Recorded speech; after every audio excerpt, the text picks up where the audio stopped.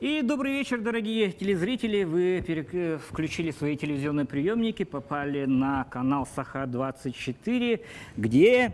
Вы смотрите будничный Суперпрайм, и мы его ведущие Дмитрий Аргунов и Александра Салих. А наш будничный вот этот самый Суперпрайм называется «Не пропустите главное». Я не... рискну, наверное, не ошибиться, если скажу, что самое главное для человека – это то, что он, чем он питается. Да? Саша, вот как ты относишься к свежей, натуральной, доступной молочной продукции?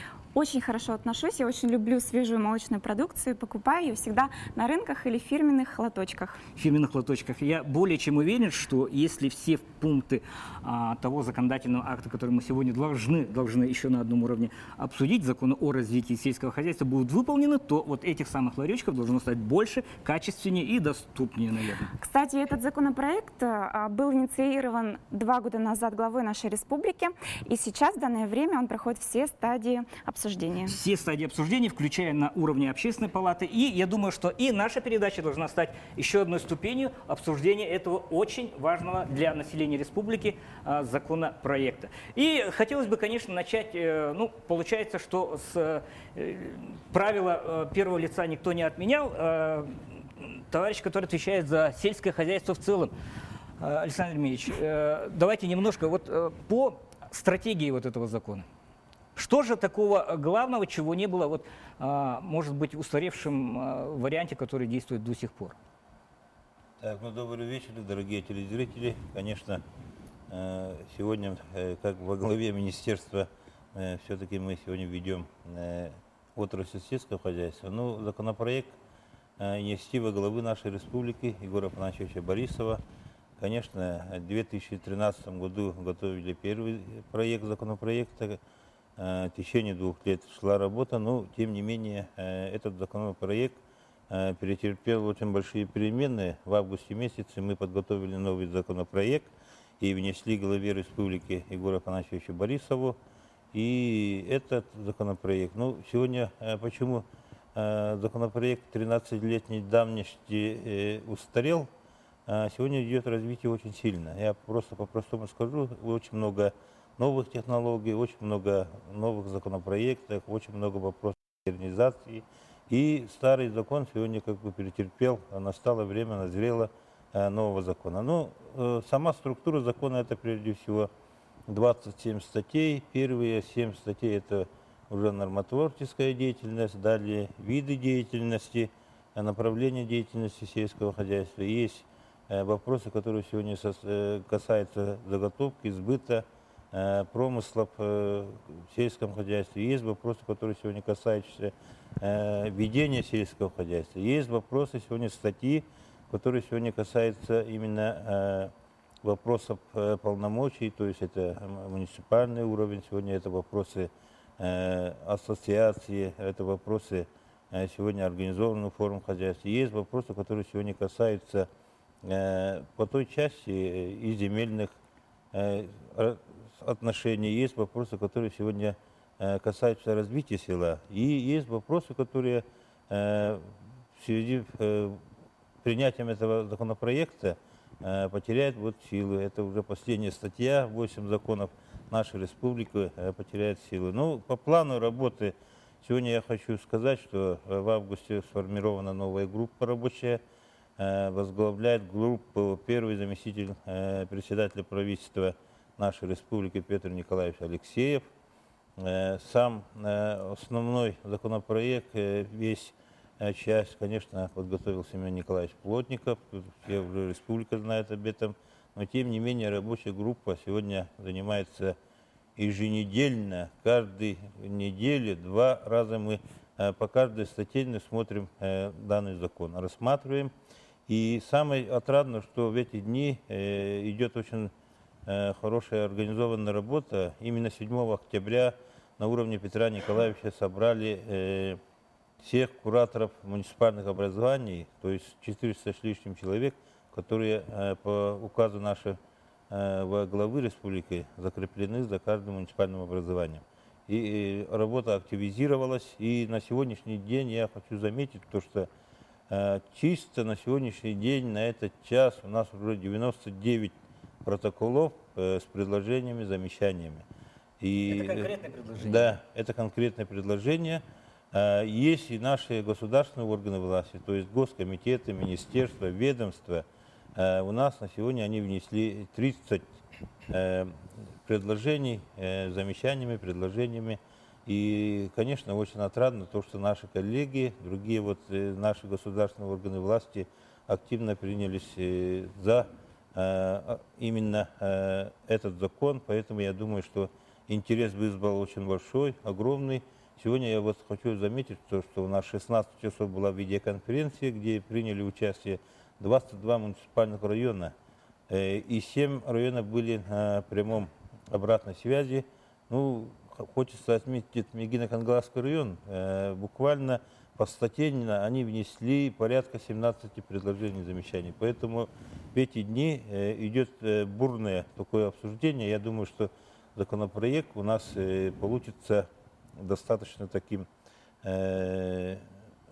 хорошим законопроектом, я считаю. Ну, от первого варианта, второй вариант, я тоже как руководитель, мое личное мнение, я считаю, что это достаточно такой серьезный, хороший и подходящий вариант. Ну, сегодня наша отрасль, сельское хозяйство, конечно... Александр Емельевич, можно я перебью вас? Несмотря на то, что вот этот проект данного закона, это всего лишь рамки, куда будут вставлены, скажем так, соответствующие подзаконные акты, да?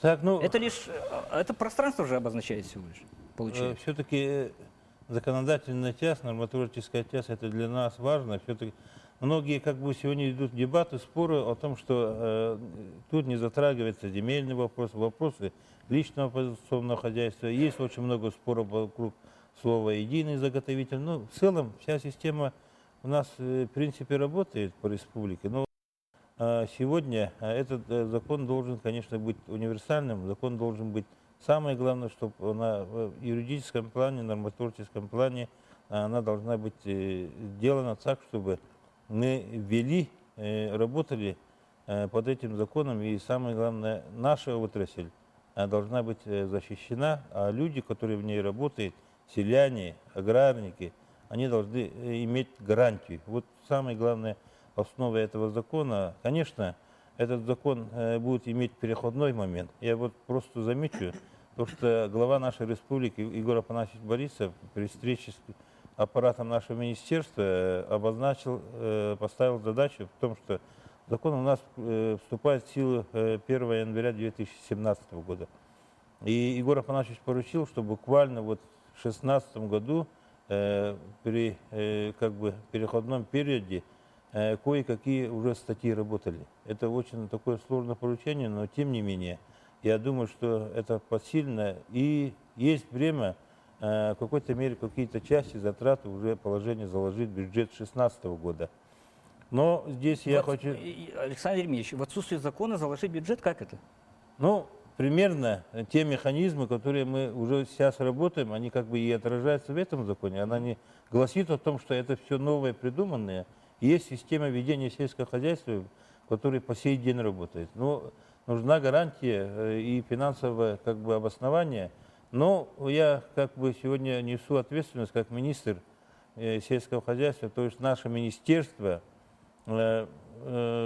возьмет на себя очень большую ответственность. Действительно, будет сделано очень много нормотворческой работы, то есть это изменение нормативно-правовых актов, оно должно в течение 2016 года вести, и закон должен в полной силе заработать 1 января 2017 года. Конечно, вы спрашиваете, что не приняв закон, мы как бы закладываем средства. Но это не так, потому что все-таки многие моменты, многое как бы система, начиная тоже с заготовительной системы, ведения сельского хозяйства, по части того направления у нас сегодня практически работает. Просто сегодня есть возможные моменты, которые нам придется как бы усовершенствовать и делать на эту ставку.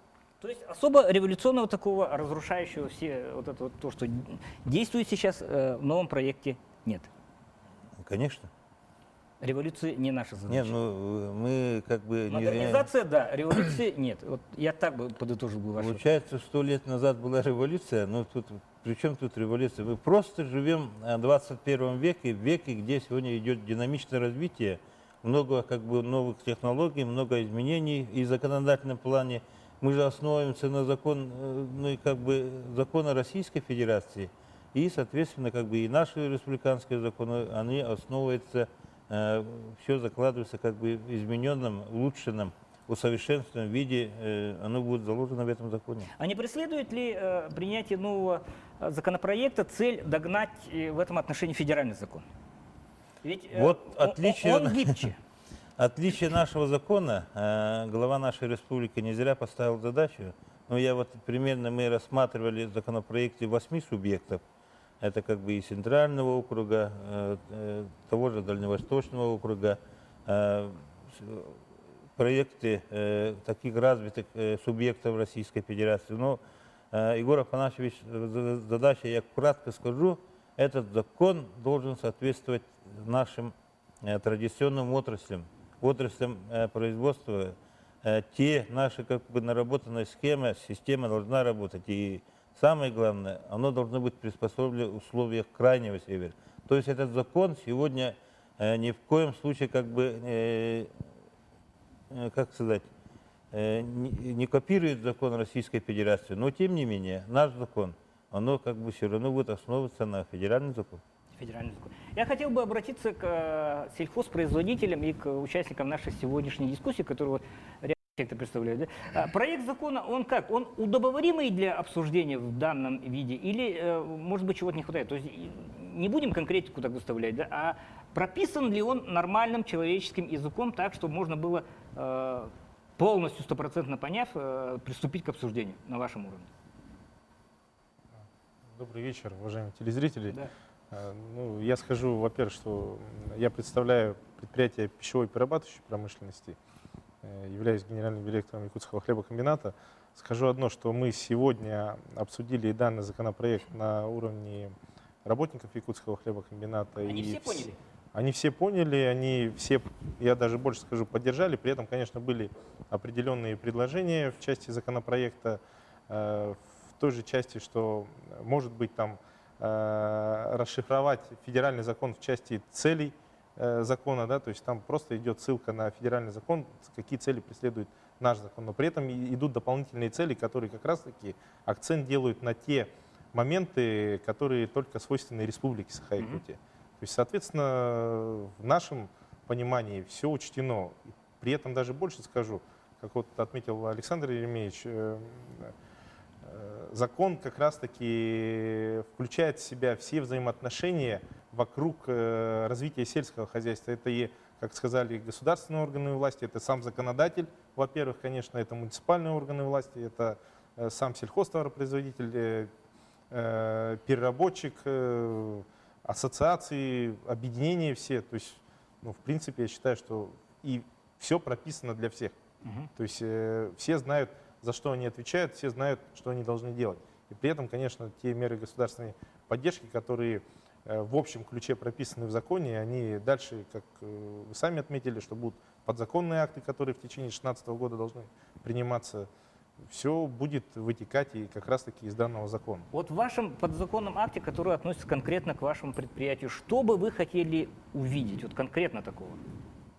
Ну, все мы знаем, что и сейчас, в принципе, да, что происходит в мире в целом, да, и те тенденции, которые идут, они не совсем стабильно отражаются на развитии и сельского хозяйства, конечно же. Это и рост доллара, да, это и оборудование, которое необходимо закупать для сельхозтоваропроизводителей, для предприятий пищевой перерабатывающей промышленности.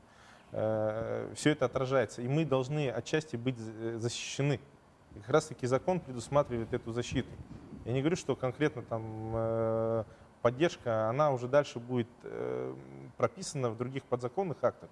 И при этом, помимо этой поддержки, мы должны, как взявшие на себя определенные обязательства, получившие государственную поддержку, при этом тоже выполнять определенные обязательства. То есть это выполнять те плановые задания, которые доводятся до того или иного производителя. То есть считаю, что оно как раз-таки в корне связано с развитием экономики, с теми проблемами, которые постоянно присутствуют на рынке. Думаю, тут все сказано в этом законе уже. Денис Георгиевич, просто в качестве иллюстрации, каков процент местных закупок на вашем предприятии?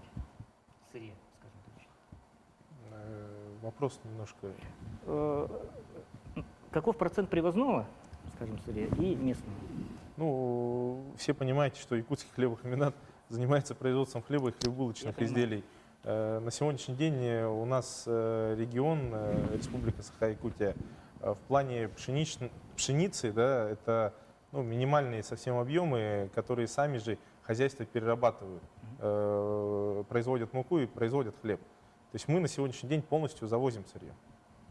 Полностью муку завозим из-за пределов республики. Но были бы вы рады, если бы, допустим, Амгинский УЛУС район предложил вам... В данный момент мы этот вопрос прорабатываем, но в части того, что это будет определенный хлеб с определенными свойствами Да. и с определенной ценой, которая как раз будет покрывать как наши затраты, так и СХПК, возможно, Амгинский. То есть мы сейчас этот вопрос продумываем. У нас есть телефонный звонок в нашу студию, давайте мы послушаем. Здравствуйте. Здравствуйте. Каково участие в общественного самоуправления в рамках данного закона?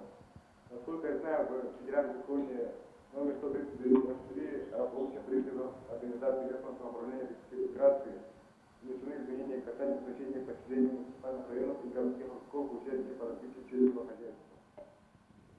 Я что-то не понял, там человек что-то зачитал или что?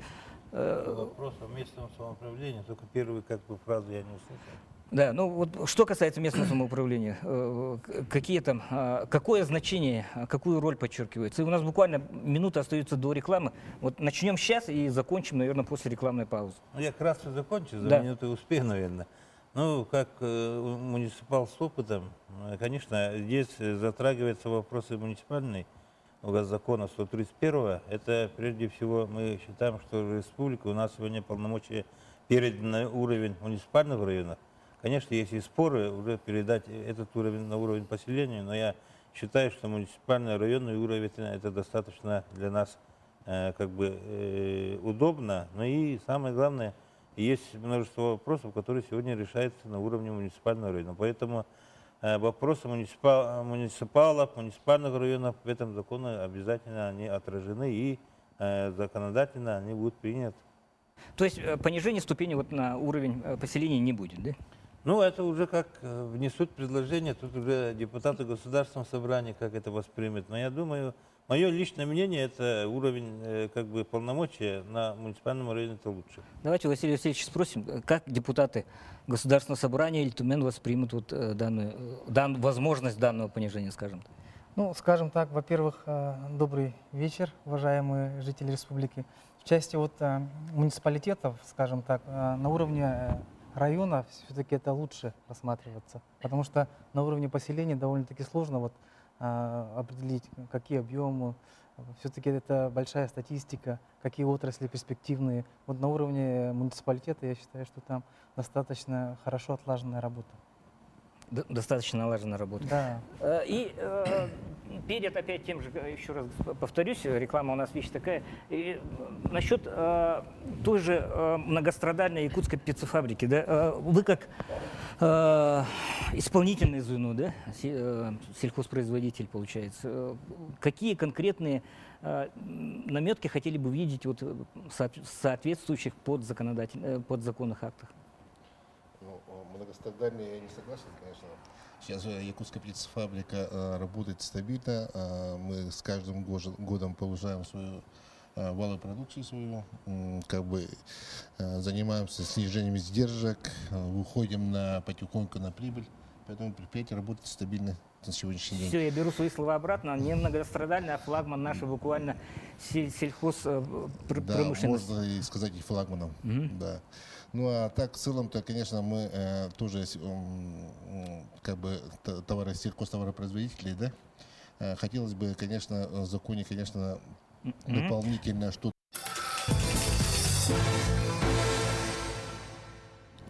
И после рекламной паузы мы продолжаем наш будничный суперпрайм. Не пропустите главное. И тема сегодняшней недели – развитие сельского хозяйства. Соответствующий законопроект, который продолжает обсуждаться, в том числе и на уровне нашей программы, на уровне нашей еженедельной программы. И все-таки давайте еще раз подытожим по якутской птицефабрике, которая, я повторюсь и еще раз подчеркну, уже на текущий день является чуть ли не флагманом буквально сельскохозяйственной промышленности, получается, да? Ну, якутская птицефабрика тоже рассматривала, коллектив рассматривал этот законопроект. Мы тоже внесли свои определенные там замечания и свои предложения. Ну, в основном эти предложения касаются того, что мы как бы предприятие, системообразующее предприятие, которое выпускает такую продукцию, которая она население или потребитель всегда будет потреблять. И как бы мы никуда, якутская птицефабрика, мы с рынка регионального или республиканского рынка мы никуда не денемся, мы все равно будем выпускать свою продукцию. Закон должен нам как бы содействовать, создавать условия, которые мы, наши предприятия или мы должны работать лучше, выпускать больше, качественную и свежую продукцию, предоставлять услуги для населения республики. Ну вот, и в целом мы видим этот закон как бы идет, как сказано было, в ногу со временем. Мы ждем этого закона, и в принципе мы внесли, я сказал, уже внесли свои предложения. Мы хотели бы, конечно, в основном, как сельхозтоваропроизводители, да, вот такие системообразующие, основной упор сделать как бы в системе, вот хотел бы по статье 21 внести, именно по 21, да.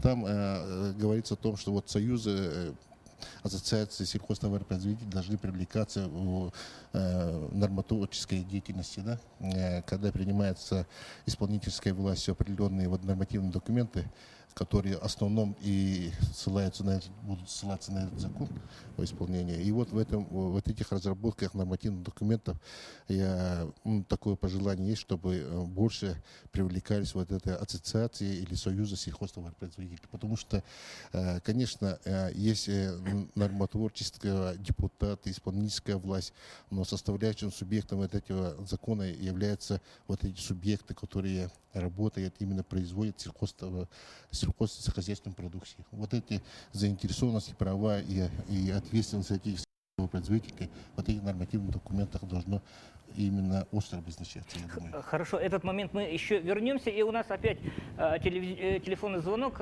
Здравствуйте, мы слушаем вас. Да, говорите. Алло, здравствуйте. Здравствуйте.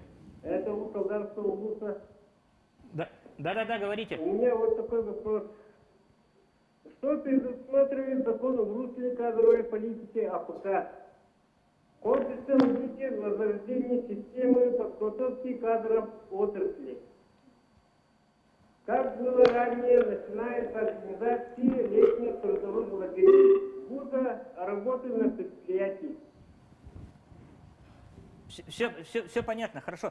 Говоря человеческим языком, какие меры предусматриваются законом развития сельского хозяйства, который предусматривает в обязательном порядке, конечно, развитие села, да? Какие меры для поддержки? Ну, есть же программы «Земский доктор», «Земский учитель» и так далее.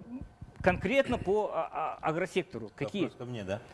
Получается, да? Разумеется, да. Ну, конечно, это закон предусматривает данное направление. Ну, кадровая политика – это сегодня самый основной вопрос. Кадры решают все, не зря говорится. Ну, сегодня в республике есть очень достаточно хорошая система по кадровой политике. Это по линии нашего министерства. То есть есть многостороннее соглашение, где выпускник сегодня подписывает соглашение, в течение 3 лет отрабатывается как свое полученное образование за счет бюджета. Ну, я, к примеру, приведу такую цифру. Только за этот год у нас 114 соглашений. Сейчас таким контрактом 15-10 тысяч получающих высшим, средним специальным образованием по республике порядка 500 человек. Но вопрос такой очень актуальный. Это, конечно, сегодня острый вопрос стоит, это по части профессионального образования, то есть по части рабочей категории специальностей. Поэтому считаю, что этот вопрос тоже должен отразиться в данном законе. И есть вопросы, которые человек задал вопрос очень такой грамотно. Это вопросы, конечно, летнего отдыха детей. Сегодня в законодательном плане, конечно, создать, организовать на уровне сельхозтоваропроизводителя там лагерь, летний трудовой лагерь, есть очень много возможностей, как бы в плане организации данного отдыха. То есть это у нас законодательно, в федеральном плане есть множество вопросов, которые сегодня невозможно, как в наши времена, советские хорошие времена было, когда мы все, есть возможно, здесь сидящие, ну, Прокопий Романович точно работал. Мы все трудились в лагерях, каждый ребенок трудился. Поэтому сегодня множество как бы таких запрещающих требований федеральных. Поэтому если это требование отразится, мы только трудовым воспитанием себе можем найти своих кадров. Поэтому это должно обязательно отразиться на данном законе. Я считаю, что это вопрос очень уместный и, думаю, ждем мы от вас предложений. Ну, Александр Ильич, есть же программы, по которым выпускник вуза, допустим, поехал в отдаленный улус работать по контракту, да, получил баснословные какие-то подъемные. Это по части вот, земского доктора, земского учителя и так далее. Да? Ну, подобные конкретные вот вещи, они просто так тройственно договора? Но в этом да? законе отражены вопросы земского зоотехника, земского агронома. Конечно, мы уже считаем, хотя бы взять те поселения, которые сегодня имеют, есть споры сегодня, свыше 500 голов крыс или лошадей, или 1000 голов. Ну, если, к примеру, взять земского зоотехника, поселение, которое сегодня имеет свыше 1000 голов крупного рогатого скота и лошадей, если точную цифру озвучить, это 170 Поселение. поселений, которые сегодня претендуют под подпадает этот под это. закон иметь земского зоотехника. Это в нашем законопроекте есть. Это было пожелание главы нашей республики. Конечно, очень много споров, но специалисты, которые будут работать на селе, ну, они должны нести прежде всего еще и ответственность. В этом плане у нас сегодня по кадровой части мы желаем лучшего. Но я надеюсь, что этот закон будет эти вопросы решать. Вот по части кадров еще одно небольшое такое лирическое отступление. Да? Вы не скучайте, я сейчас к вам повернусь. Прямо вот буквально сейчас. Смотрите, жалко, что тут нет главы Намского улуса. Да? Есть такой очень хороший пример. В дальних поселениях Намского улуса есть такое мнение, что нынче население прибавилось. Это Арбын, Кебекön и так далее. Да? За счет улучшения условий жизни в селе. Да? За счет введения тотального центрального отопления, за счет чуть ли не тотального благоустройства и так далее. Ведь человеку что надо? В принципе, если на деревне есть возможность, ну, не скажу халявного, да, но относительно льготного отопления и, пардон, чтобы туалет на улицу не ходить, да, он же там останется. Если он приработается, наладит какие-то связи, возможно, женится там и так далее. И так далее. Очень важный аспект. Так, ну я Улучшение условий. сразу понял, вопрос понял. И цитирую выступление, фразу вот выступления Егора Афанасьевича Борисова.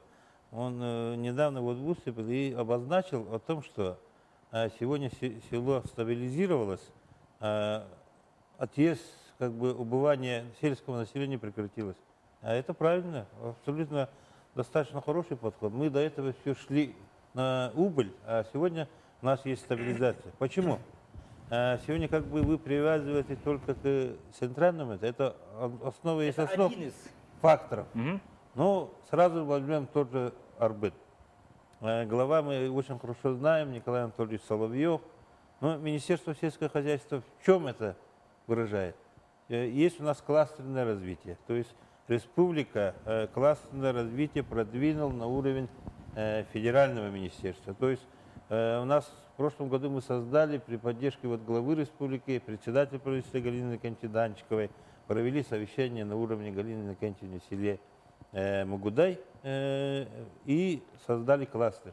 Сегодня этот кластер дал плоды свои.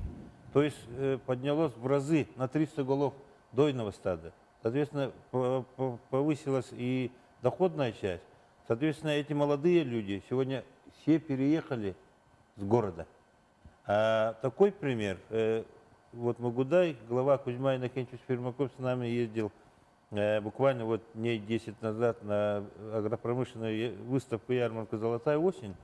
Наш республиканский кластер по части сельского хозяйства завоевал золотую медаль. То есть это сегодня по всей России мы, Республика Саха-Якутия, продвинули такой законопроект. А Арбыне что у нас? Арбын у нас как бы второе движение, это уже кластерное развитие. Мы ожидаем от этого кластера тоже свои плоды, это уже в следующем 2016 году. Ну, нам с КРН в этом году министерство наше здорово поддержали. Мы очень надеемся на то, что в отсутствии даже Александра Павловича сегодня мы вспоминаем нам с КРН. Второй наш кластер – это село Партизан. Поэтому такое кластерное движение по всей республике мы создали не только нам в КРН, есть и в Вилюйском районе, есть и в Татинском, в том же Тюрапчинском. Поэтому я ожидаю от этих кластеров большого как бы будущего и, самое главное, подъема привязанности наших молодых людей к селу и нашему самому главному якутскому труду. Хорошие слова. Богу бы в уши. На самом деле, да? Я бы хотел в сторону крестьянской мархи повернуться, Юлия Альбертовна. Вы на уровне рядовых, которые по земле ходят и так далее, да? Как оцениваете возможности нового законопроекта? Все-таки аграрный поезд Якутска и так далее, столица, это никем, по крайней мере, еще не отмененные, да, слова? Здравствуйте, во-первых, уважаемые телезрители. Хотелось бы, конечно, сказать, что для меня был не так прост изучение законопроекта. То есть Чуть-чуть все-таки сложненько. с трудом давалось, да? Да, я не скажу, что с трудом, нет, он больше написан для больших промышленных предприятий, да. Мгм. А мы представляем более мелкое производство. У нас небольшое крестьянское хозяйство, причем оно у нас цель нашего крестьянского хозяйства — привлечение именно местного населения к сельскому хозяйству именно в маленьких масштабах. Мгм. Чтобы каждый селянин, каждый дачник, каждый мог в своем собственном хозяйстве создать небольшое, маленькое фермерское хозяйство.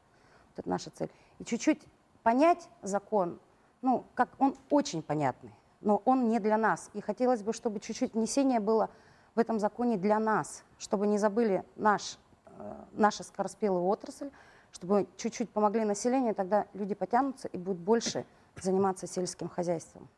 Потому что не каждому дано именно заниматься в больших масштабах сельским хозяйством. А хочется тоже всего домашнего, своего. Свеженького. Да. Того самого, который Саше я рекомендовал, да? Получается, все-таки маленький тот сектор, который не на уровне якутской птицефабрики или не на уровне хлебокомбината, он немножко не пролоббирован в нужной Да нет, степени, я бы не да? сказала. Нас же в этом году очень хорошо поддержали. Мы большую поддержку от министерства получили. Нет, я имею в виду в пунктах нового закона. В пунктах нового закона, почему? Там тоже идет такие подпункты, как сбыт, во-первых. А это главное сейчас для местного населения будет.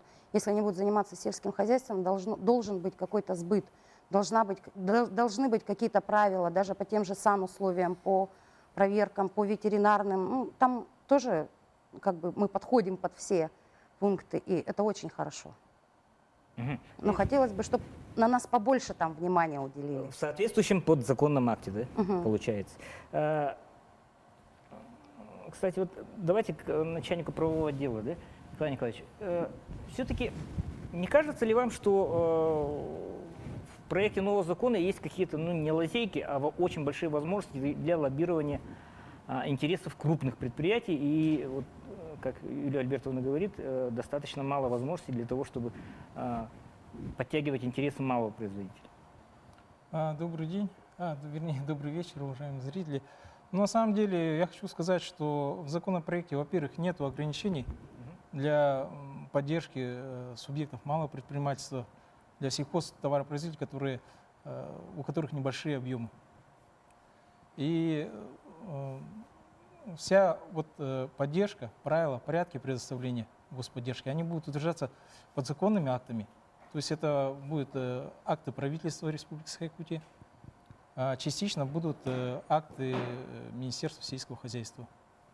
То есть там порядки, положения. То, что говорили, у нас закон вступает в силу с 1 января. 2016 год, это будет переходной год. И в течение этого года нам предстоит разработать и принять, утвердить порядка, сейчас точно цифру не скажу, но свыше 20 нормативных правовых актов. 22, по-моему, Александр Ильич сказал. Да? Ну, Но свыше 20 здесь просто плюс-минус всегда будет. И в этом плане, если вы имеете в виду лоббирование каких-то интересов, я здесь не вижу как возможности. Ну, возможность, хотя может быть, конечно. Но я бы на месте, допустим, тех же крупных производителей, да и мелких тоже, ну, просто не упустил бы возможность, скажем так, свои интересы продвинуть в ходе обсуждения и Нет. внесения каких-то предложений. Да? Ну, что хочется сказать. Сейчас у нас идут публичные консультации. До 8 ноября мы открыты. То есть предложения, замечания, пожалуйста. Все это будет рассматриваться на рабочей группе и, возможно, будут учтены какие-то замечания, предложения. Вот тогда рекомендация Юлии Альбертовне внести на бумаге, скажем так, ваши соответствующие мероприятия до 8 ноября, да и всем остальным предприятиям и производителям, которые заинтересованы в принятии нового закона о развитии сельского хозяйства. У нас телефонный звонок в нашем эфире. Здравствуйте, мы вас слушаем. Добрый вечер. Здравствуйте. Вопрос от моего дачка села Хатасы. Я бы хотела, у меня вопрос будет следующий. По субсидиям, которые поступают, непосредственно хотелось бы, чтобы данная субсидия поступила к заготовителям. При поступлении в муниципалитет или иные организации она вовремя до молокосдатчиков молока не доходит. Вот этот вопрос надо урегулировать и как-то законодательно закрепить. Законодательно запретить, Александр Емельевич. Законодательно взять и запретить. ну, вопрос- Закрепить? Вопрос, конечно, ко мне. Я не зря говорил, у нас есть полномочия муниципального района, городского округа. Это уже вопросы городского округа город Якутск. То есть городская дума решает вопросы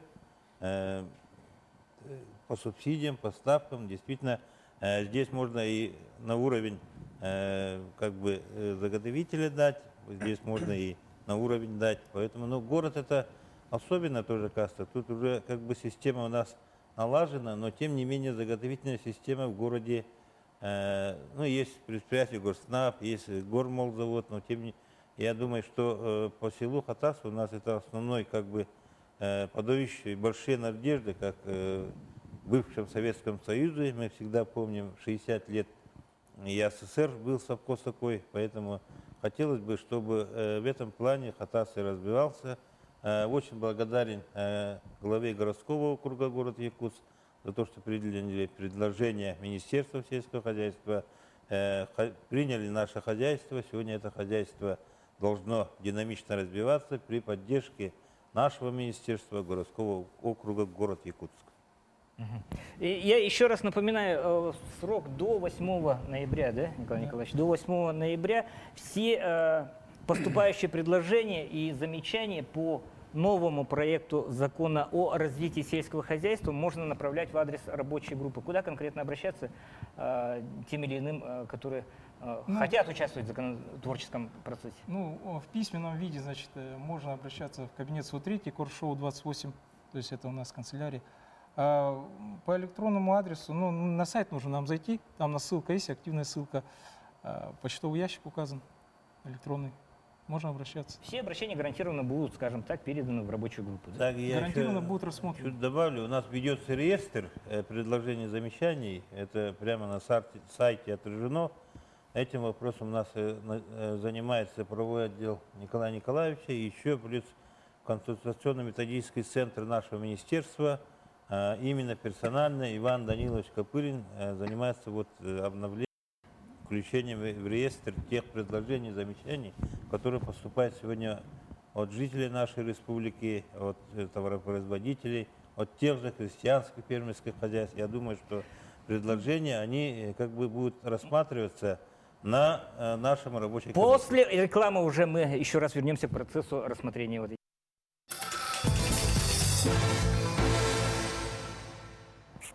Ну и так, дорогие телезрители, мы продолжаем наш разговор, тема которой является проект закона о развитии сельского хозяйства. Развитие сельского хозяйства. Мы такие далекие вообще от сельского хозяйства сидим, хотя на самом деле сельский дед, это у меня такое прозвище, да? Такое. Василий Васильевич, вот все-таки, если серьезно подойти к теме разговора, да, вероятность того, что проект закона будет принят в первом чтении сразу сходу, какова? И какие условия для этого нужно создать, чтобы максимальным, скажем так, КПД учтенных моментов, вот, в ходе обсуждения которого были приняты? Ну, безусловно, закон необходим, потому что 2006 года федеральный закон уже действует.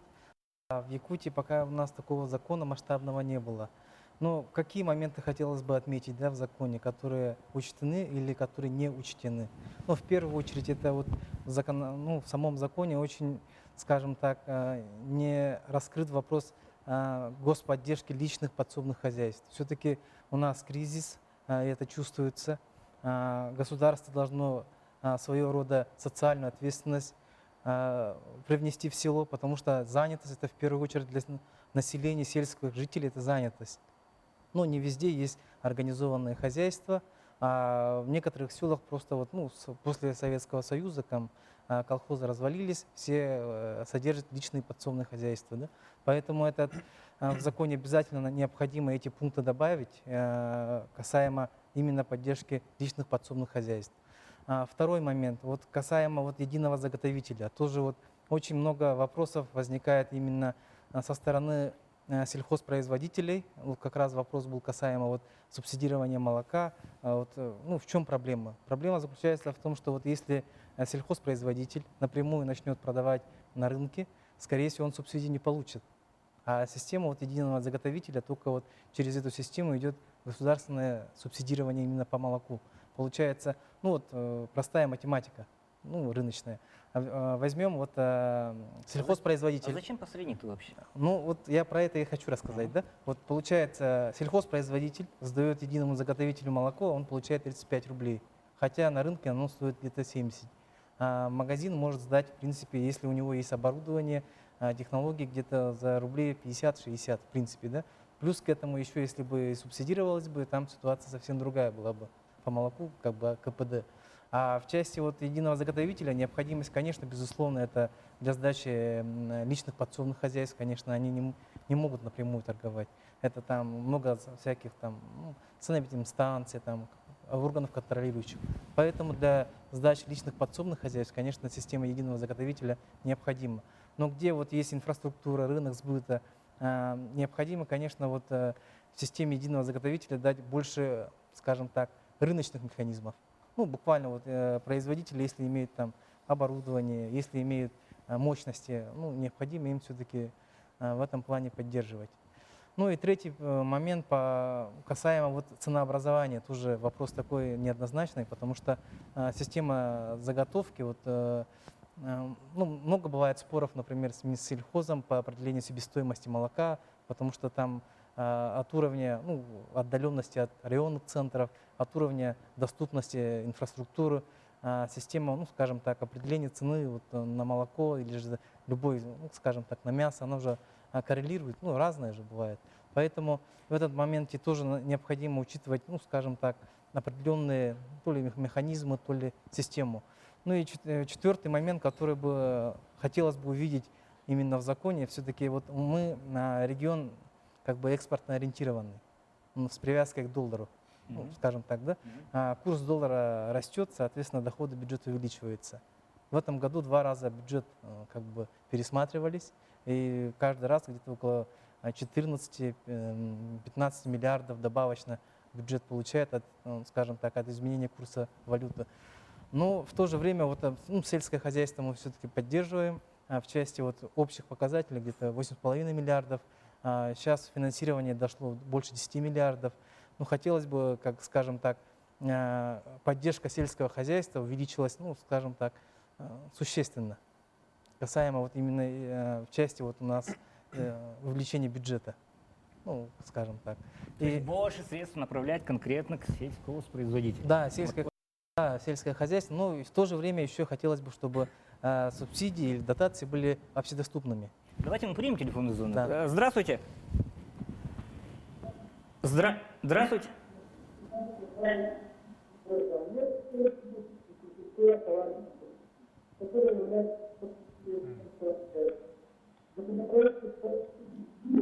У нас какие-то технические, к сожалению, неувязки в телефонной связи. Да, что творят коммуникаторы? Все-таки по ценообразованию и так далее. Вот еще один момент такой, Александр Ильич, я хотел бы затронуть. Тарификация. Допустим, зависит же, сколько, вот, допустим, где-то там молокозавод в отдаленном селе тратит электроэнергии и так далее, и так далее. У нас тарифы-то продолжают же перекрестными быть, да? Ну, Этот аспект будет учитываться, как бы, поселенческие тарифы? В законе можно учитывать все. Надо как бы это дать предложение. Но в целом я как бы сегодня мнение с Василием Васильевичем тоже у меня разделяется. Я как руководитель тоже смотрю, но отнюдь как бы сегодня его предложение тоже дельное. Все-таки система, вот всех пугающая система, единое слово единый заготовитель, всех пугает. Но в целом село должно как бы сегодня производить, а государство, то есть в лице Минсельхоза, должно это заготавливать и преподнести на рынок. Вот простой такой ответ на этот вопрос. Но в целом закон, вот Василий Васильевич правильно подчеркнул, на увеличение бюджетных потоков, госпрограмму, то есть с принятием этого закона мы тоже ожидаем министерства и все товаропроизводители, что этот закон будет финансово закрепленный. И есть несколько цифр, оно как бы, если мы примем этот закон, у нас будет увеличение бюджета программы нашего министерства. Но я не буду сегодня озвучивать цифры, сколько это будет, но все-таки нас это тоже радует. То есть своего рода такой пряник демонстрируется. Да? Если мы примем этот закон, то у нас статья в бюджете увеличится, наверное, не пряник, это пунктов, действительно реальность, потому что все-таки есть много как бы вопросов. Сегодня приравнивается там от бюджета должно быть 15%, 20%. Но в целом, правильно заметил вот Василий Васильевич, Минсельхоз, министерство, наша программа в этом году поддержана. Ну, 10 миллиардов с федеральным бюджетом вместе, ну, миллиард федерального бюджета, это достаточно хорошая сумма. Конечно, показатели, индикаторы, это все, конечно, очень сложновато, но тем не менее, несмотря как бы наши погодные условия, климатические условия, если как бы субъективные, объективные причины, все-таки сегодня я как министр хочу заявить, что сегодня и глава республики, правительство нашей республики и депутаты Госсобрания 15-й год нас здорово поддержали. Поэтому хотелось бы, чтобы год у нас показатели, индикаторы более-менее были. Отрадно, что и исполнительные, и, скажем так, законодательные ветви власти в едином порыве нашли общность, скажем так, интересов, и те, и другие констатируют одну вещь, которая, несомненно, должна быть исполнена в нашей аграрной республике. Это поддержка сельского хозяйства. Ну вот Егор Афанасьевич буквально встречался с многими министерствами, Общественным народным фронтом, и Общественной палатой, многими как бы людьми, которые сегодня обсуждают этот закон. Но меня радует как министра, и министерство очень радует, что сегодня одним из приоритетов глава обозначил село, сельское хозяйство. Ну, хочется надеяться, чтобы приоритет действительно стал приоритетом и в рамках проекта нового закона о развитии сельского хозяйства, с учетом всех мнений, которые прозвучали на стадии обсуждения данного законопроекта, да, был принят действительно работающий, действительно эффективный и действительно социально направленный закон, который бы работал на 120, на 130, на 200% на то, чтобы улучшить качество жизни селян, на то, чтобы плод их деятельности был востребован, гарантированно, скажем так, востребован и возжелаем, скажем так, населением нашей республики. То есть все хотели и свежую сметану, и свежее мясо, не то привозное, а наше местное, натуральное, то, что для всех нас является, олицетворением, может быть, какой-то богатой жизни, может, да? Если едим свежее, натуральное, то, скажем, неплохо живем.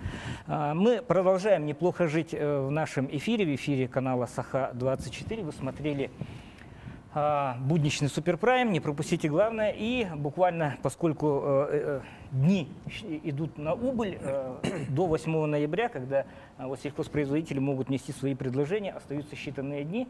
И мы еще раз данным эфиром напомнили о возможности принять участие в широком народном, я бы сказал, без лишней скромности, обсуждении нового проекта закона о развитии сельского хозяйства. И с вами были я, Дмитрий Аргунов, и моя соведущая Александра Салих. И я еще раз хочу поблагодарить нашу сегодняшнюю аудиторию за то, что приняли участие в открытом, честном и, надеюсь, интересном для всех разговоре о новом законе.